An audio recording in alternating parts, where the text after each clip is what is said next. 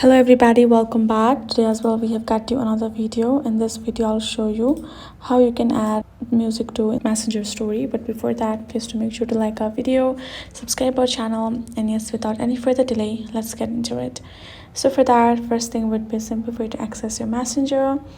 And if you do, and tap on the stories option in the bottom right, and I will tap on the plus icon, and let's say you have a picture that you added for the story, and if you go ahead and try to find a music icon for you to add, you won't be able to find it.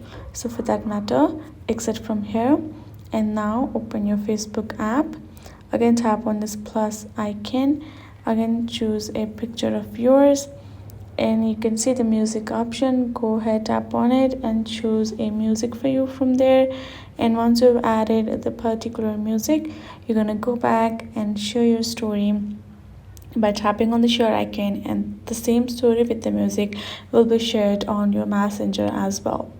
So that is the method for you to do so. Hope this video was helpful to you all. Thank you so much for watching, and yes, I'll see you guys in our next video.